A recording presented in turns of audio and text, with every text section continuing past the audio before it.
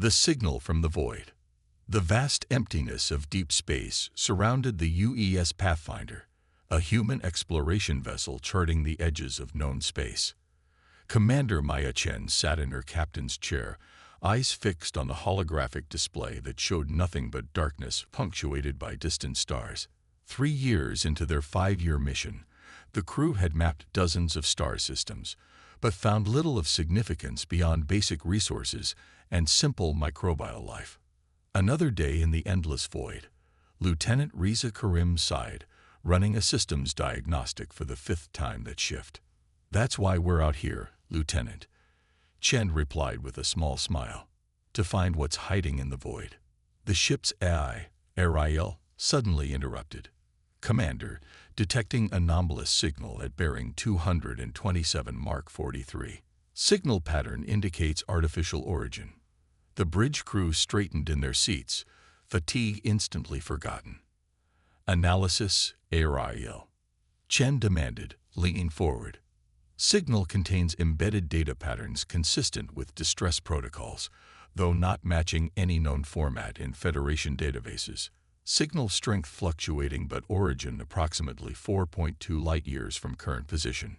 Chen turned to her navigation officer. "How long would it take us to reach the source?" "At maximum FTL, approximately 36 hours, Commander." Chen didn't hesitate. Humanity's first contact protocols were clear. Distress signals required investigation, regardless of origin. Set course. Maximum speed. As the Pathfinder altered course, Dr. Eleanor Wright, the ship's xenobiologist, entered the bridge. "Commander, Ariel forwarded me the signal. The pattern suggests a language structure unlike anything we've encountered, but the repetition and intensity indicate urgency." "Hostile trap?" Security Chief Marcus Okafor asked, his hand unconsciously moving to the sidearm he carried even on the bridge. "Possibly," Chen acknowledged. "But if someone's truly in trouble out there, and we ignore them, what does that say about us?" She looked around the bridge, meeting each officer's eyes. "Alert status yellow. I want defensive systems ready but not active. We're responding to a distress call, not charging into battle." For 36 hours, the crew prepared. Combat teams ran drills, medical prepared for potential casualties, and communication specialists attempted to decode the increasingly erratic signal. When the Pathfinder dropped out of FTL, the scene before them froze every crew member in shock. A massive alien vessel, easily 3 times the size of their ship, drifted in space. Its elegant curved hull was marred by what could only be weapons damage. Surrounding it were 5 smaller vessels with aggressive angular designs, firing periodically at the disabled ship. "Tactical analysis," Chen ordered. "Larger vessel shows significant damage to propulsion and defense systems," Okafor reported, power signatures fluctuating wildly. Smaller vessels appear to be methodically cutting through the hull. No Federation recognition signals from either ship type. Dr. Wright studied her console, face pale. "Commander, I'm detecting life signs on the larger vessel. At least 200 individuals, signatures fading rapidly. The attackers, their biology is unlike anything in our database." Chen's hands gripped her armrests. This was far beyond a simple rescue mission. Interfering in an alien conflict could violate countless directives, but watching a massacre unfold before them violated something far more fundamental. "Open a channel to all vessels," Chen ordered. "Universal translator at maximum capability." Channel open. Chen stood, her voice steady. "This is Commander Maya Chen of the United Earth ship Pathfinder. We are responding to a distress signal. We request all hostilities cease immediately to allow for diplomatic communication." Silence answered, but the smaller ships paused their attack, seemingly assessing this new arrival. Then, without warning, one of the attacking vessels broke formation and accelerated toward the Pathfinder. "Incoming vessel charging weapons," Lieutenant Karim shouted. "Defensive shields only," Chen ordered.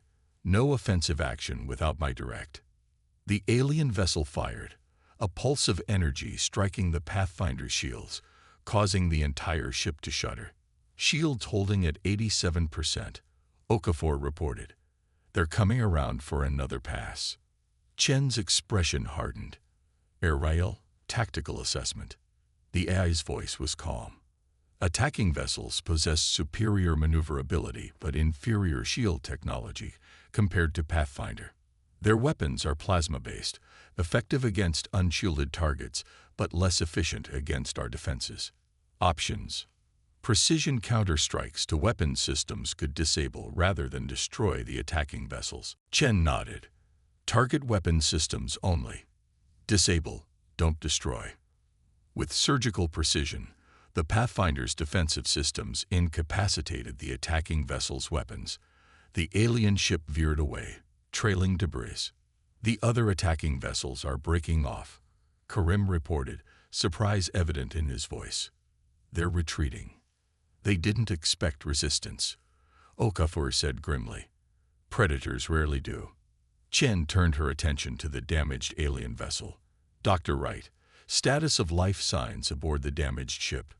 Deteriorating rapidly. Environmental systems failing. I estimate less than 3 hours before total system failure. We need to evacuate them, Chen decided. Prepare boarding teams. Medical, security, and engineering. Full hazmat protocols until we confirm biological compatibility. Within 30 minutes, 3 shuttles departed the Pathfinder, approaching the massive damaged vessel. The boarding teams, led by Lieutenant Commander Okafor, entered through a damaged airlock. What they found inside challenged everything they understood about alien life. The ship's inhabitants were tall, slender beings with iridescent, almost crystalline skin that seemed to refract light.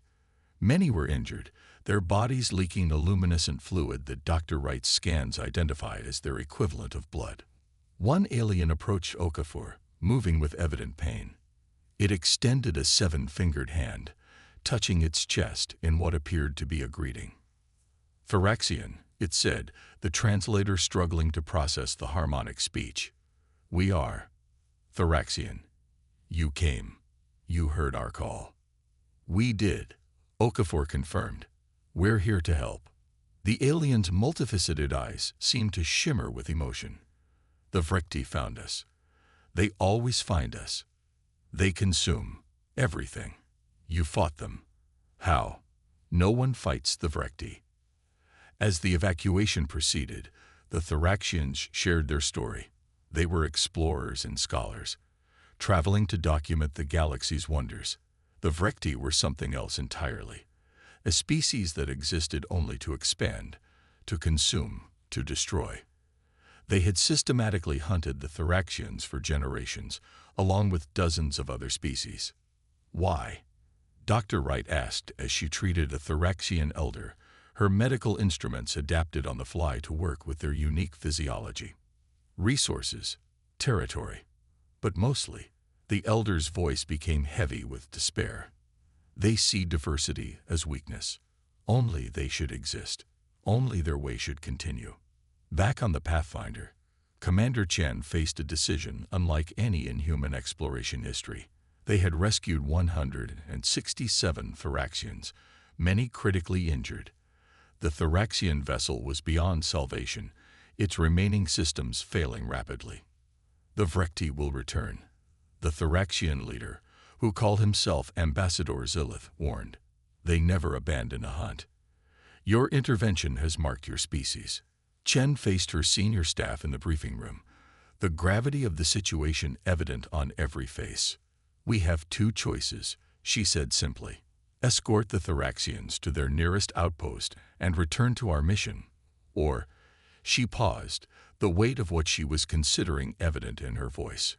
Or we investigate this threat further. Dr. Wright's expression was troubled. Commander, what the Thoraxians describe. Systematic genocide across multiple star systems. This goes beyond our mission parameters, but not beyond our moral obligation. Lieutenant Karim countered. If what they're saying is true, how many more species will be destroyed while we debate protocol? Security Chief Okafor remained pragmatic.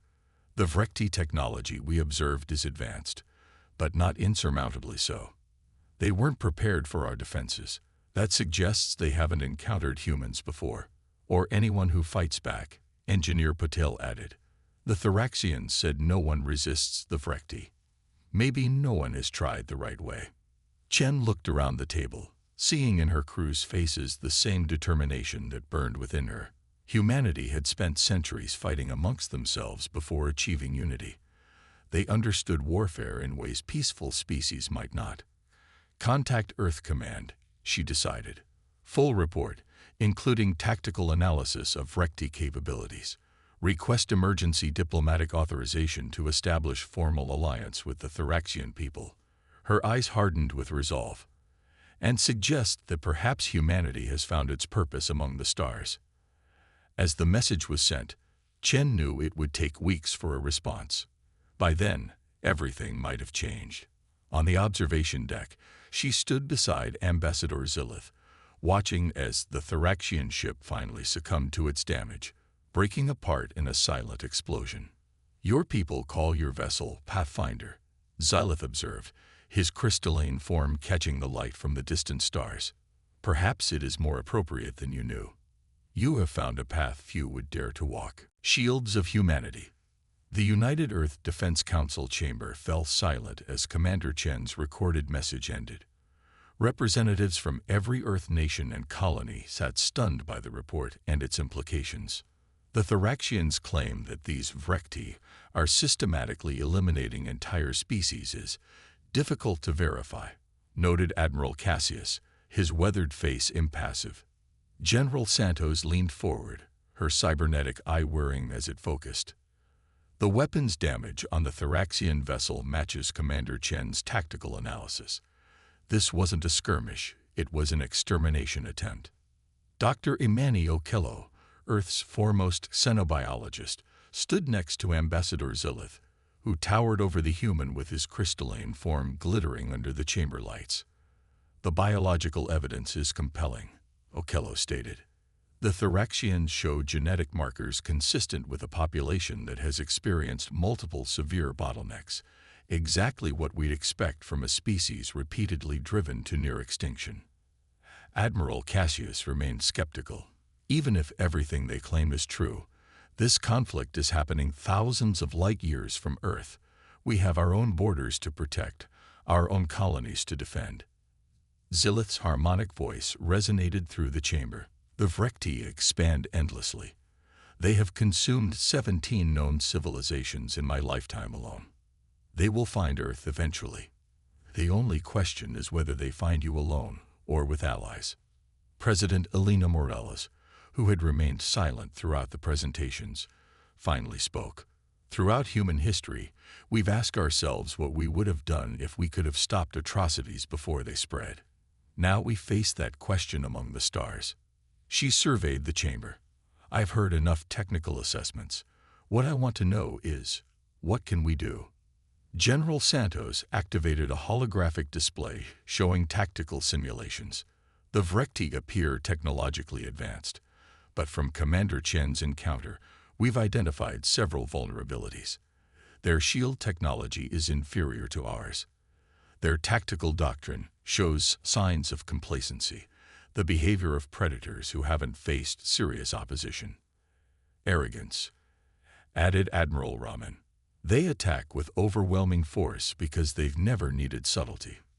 Precisely, Santos nodded. Humanity's military history is full of examples where technologically superior forces were defeated by innovative tactics and adaptability. The debate continued for days. Some argued for isolation, for fortifying human space against the distant threat. Others pushed for limited support to the Thraxians while maintaining neutrality. But as more Thraxian refugees arrived and shared their stories, entire worlds burned, billions slaughtered, cultures erased. The moral calculus shifted. 6 months after the Pathfinder's encounter, Operation Aegis launched. A fleet of 20 Earth vessels, led by the newly commissioned dreadnought Defiance, departed for Thraxian space. Their mission: establish a defensive perimeter around remaining Thraxian worlds and gather intelligence on Vrekti movements. Aboard the Defiance, Now Captain Maya Chen served as tactical advisor. The ship's commander, Admiral Raman, had specifically requested her presence. "You faced them," he explained. "You saw something in them the rest of us haven't. Weakness." Chen nodded, studying the star map showing known Frekti territory. "They've never faced organized resistance. Every species they've encountered either surrendered or fought alone." Her eyes narrowed. "Humans have been fighting wars since before we had written language. We understand something they don't." "And what's that, Captain?" "That the most dangerous enemy isn't the one with the biggest weapons. It's the one with nothing left to lose." She pointed to a star system at the edge of Frekti space. "That's where we make our stand. Not at the Thoraxian homeworld. That's what they'll expect. We draw them here, away from civilian populations." The trap was set. Human intelligence vessels spread rumors of a massive Thoraxian evacuation fleet gathering resources. As predicted, Frekti hunting packs converged on the system, eager to eliminate their longtime prey once and for all. What they found instead was humanity's answer to genocide. The battle began conventionally. Frekti attacked ships charging forward in overwhelming numbers, expecting to overwhelm any resistance through sheer force. They met a human defensive line that bent but didn't break, absorbing the initial assault while gathering data on Frekti attack patterns. Then came the counterstrike. Unlike the Frekti's straightforward assaults, the human fleet split into smaller, coordinated battle groups. Some targeted propulsion systems, others weapons, while specialized EMP vessels disrupted Frekti communications. Centuries of human warfare had taught lessons the Frekti had never needed to learn. Asymmetric tactics, false retreats, battlefield deception. On the Defiance's bridge, Chen watched as the human forces executed their strategy with precision. "They're adapting," she warned as the Frekti began to alter their formations. "Faster than we anticipated." Admiral Raman nodded grimly. "Initiate Phase 2. From the darkness of space, a second human fleet emerged. Not warships, but modified mining vessels.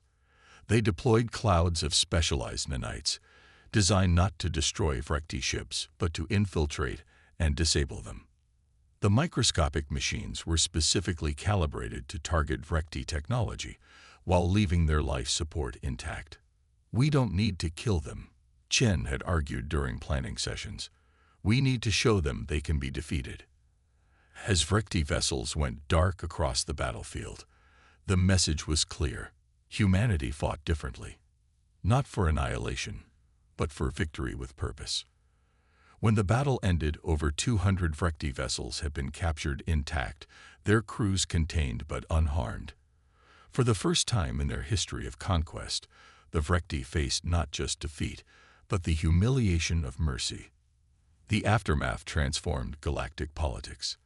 News of the battle spread through subspace communications, reaching species that had hidden from Frekti expansion for generations. Many had advanced technologies, but lacked humanity's experience with warfare. Others possessed unique biological adaptations or resource access that could strengthen a united front. One by one, representatives came forward, some with caution, others with desperate hope. The Moridi, masters of camouflage technology. The Eridani, with their unparalleled faster-than-light drives. The Exenari Collective, whose hive mind could process battlefield data faster than any computer system. On Earth, the Defense Council convened again, this time with 12 alien ambassadors present. The chamber that had once debated whether to intervene now faced a greater question. What role should humanity play in this emerging alliance? "We didn't come to the stars to become generals," President Morales stated, looking around the table. "But neither did we come to stand by while genocide unfolds." Ambassador Zilith, now speaking for an alliance of former Frekti victims, bowed his crystalline head. For too long, peace-loving species believed they had to choose between becoming conquerors themselves or being conquered. Humanity has shown a third path, the shield that protects without consuming.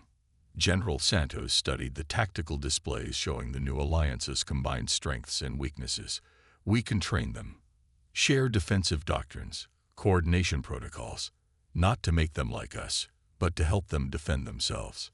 The shield of humanity, Admiral Rahman mused, protecting diversity rather than enforcing uniformity. In the years that followed, the Alliance transformed into something unprecedented.